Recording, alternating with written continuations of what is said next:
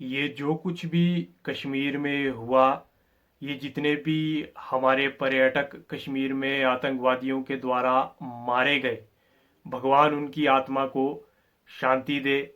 और मेरी संवेदना उनके परिवार वालों के साथ भी है। भगवान उनको हिम्मत दे, उनके परिवार वालों को।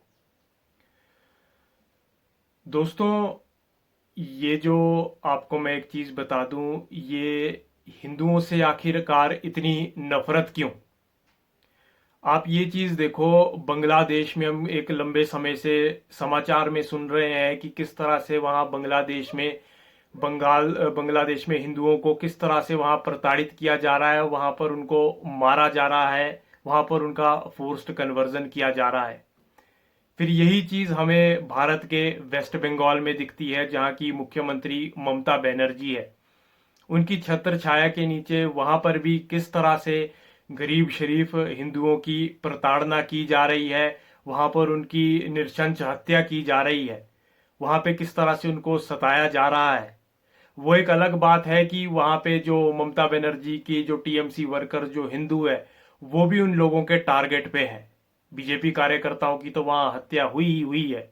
और साथ में जितने भी वहां पे गरीब शरीफ और हिंदू हैं, वह भी उनके टारगेट पे है, जिनका किसी पॉलिटिकल पार्टी से ना लेना है ना देना है। दोस्तों, यही चीज आज से कुछ साल पहले, आज से लगभग 30-31 साल पहले जम्मू कश्मीर के श्रीनगर और पूरे जम्मू कश्मीर में कश्मीरी पंडितों के खिलाफ इसी तरह का षड्यंत्र हुआ था, जहां पे 5 लाख या 5.5 लाख के करीब कश्मीरी पंडितों को वहां से पलायन करना पड़ा। और सरकारी आंकड़ा तो यह भी बताता है कि 2.5 से 3 हजार कश्मीरी पंडितों का आतंकवादियों के द्वारा उस समय वहां पे जेनोसाइड किया गया।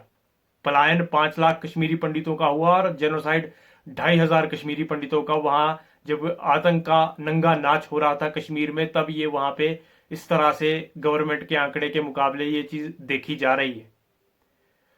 दोस्तों, मैं आपको एक चीज बता दूं कि आप किसी भी पॉलिटिकल पार्टी का सपोर्ट करते हैं, आप कांग्रेस के वोटर हैं या आप बीजेपी के वोटर हैं या आप टीएमसी के वोटर हैं, आप किसी के भी वोटर हैं, या यदि आप हिंदू हैं, तो आप हर वक्त हर क्षण इन आतंकियों के, इन जिहादियों के निशाने पे रहेंगे। आजकल हम भारत में देख रहे हैं कि भारत में इस तरह की बात की जा रही है जाति जनगणना की, या हिंदुओं को किस तरह से जाति में बांटा जाए, सवर्णों को दलित से लड़ाया जाए। पर ये जो जितने भी जिहादियों ने वहां कश्मीर में हमला किया, वहां किसी की इन्होंने जाति नहीं पूछी। वहां पे इन्होंने सिर्फ हिंदुओं का धर्म पूछा, और वे अगर हिंदू साबित हो गए तो उनके सिर में वहां पे आतंकियों ने गोली मारी, इस करके कि वह हिंदू थे। आखिर मैं ये पूछना चाहता हूं कि हिंदुओं से इतनी ज्यादा नफरत आप लोगों को क्यों है?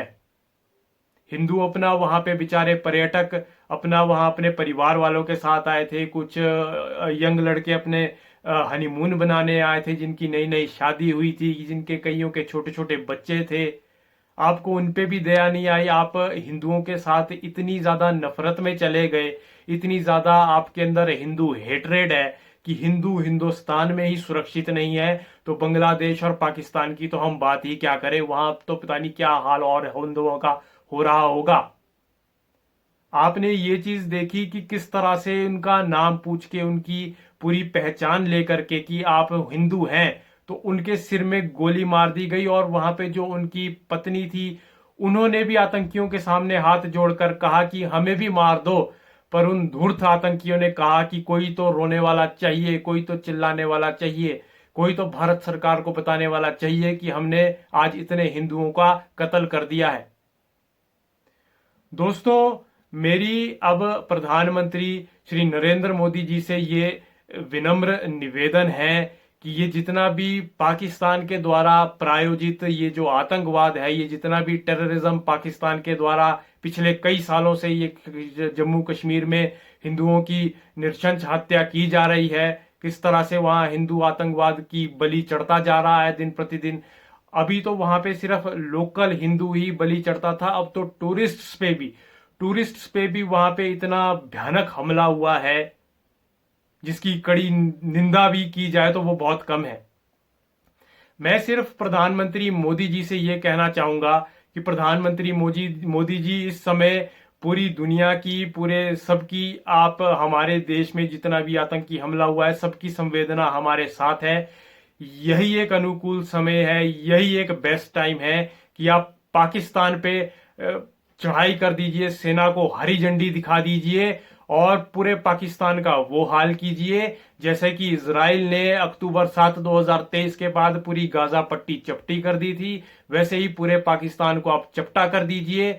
वहां से भी हमें इस तरह की कोई सूचना आए, पूरी दुनिया इस समय इस तरह का नजारा देखे, क्योंकि मुझे इस चीज का विश्वास है कि हमारी जो अभी सरकार है वह प्रधानमंत्री यशस्वी नरेंद्र मोदी जी के नेतृत्व में इस काम को अंजाम देगी और पाकिस्तान के जितने भी सूबे हैं, जितने भी इनके प्रोविंसेस हैं, सबके टुकड़े कीजिए, सबको अलग थलग कीजिए, बलूचिस्तान को अलग कीजिए, सिंध को अलग कीजिए, खैबर पख्तूनख्वा को अलग कीजिए, सराइकी के एरिया को अलग कीजिए, सिस्तान के एरिया को अलग कीजिए, फेडरली एडमिनिस्ट्रेटिव ट्राइबल एरिया फाटा को अलग कीजिए, मुजफ्फराबाद, मीरपुर, पीओके, गिलगिट और बाल्टिस्तान, स्कार्दू सबको अलग कीजिए।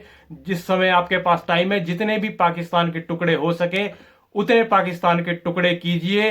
ये आपके पास इस समय आपको पूरी दुनिया का समर्थन है। इस समय जिस तरह से इन धूर्त आतंकियों ने हमारे यहाँ नृशंस हत्या की है, हिंदुओं की आइडेंटिटी ले लेके इस समय दिखा दीजिए कि एक हिंदू कितना दम रखता है और एक हिंदू पूरे दुनिया का नक्शा बदलने के लिए काफी है। पाकिस्तान का इस समय नक्शा बदल दीजिए।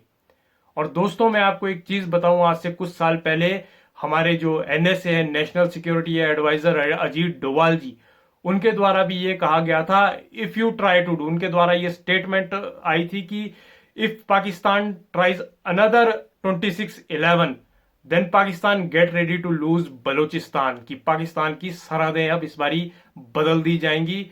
और मुझे इस चीज का पूरा भरोसा है, हमारे यशस्वी प्रधानमंत्री मोदी जी आने वाले कुछ घंटों में या आने वाले कुछ दिनों में हमारी नौसेना, जल सेना, थल सेना को अनुमति दे, उनको हरी झंडी दिखाए और हमें पाकिस्तान से इस तरह की तबाही के मंजर हमें देखने को मिले। आतंकी थर थर कांपे, वहां की इंटेलिजेंस एजेंसी आईएसआई, वहां की पाकिस्तान आर्मी व्हील चेयर पे बैठे।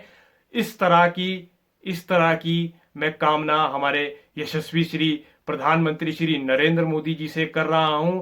पूरी दुनिया की नजरें आप पे है, पूरे विपक्ष की नजरें आप पे है, पूरे भारतवासियों की नजरें आप पे हैं कि इस समय आप कितना कितना कड़ा प्रहार पाकिस्तान पे कर सकते हैं। तो दोस्तों, इसी के साथ मैं अपनी वाणी को विराम देता हूं। धन्यवाद।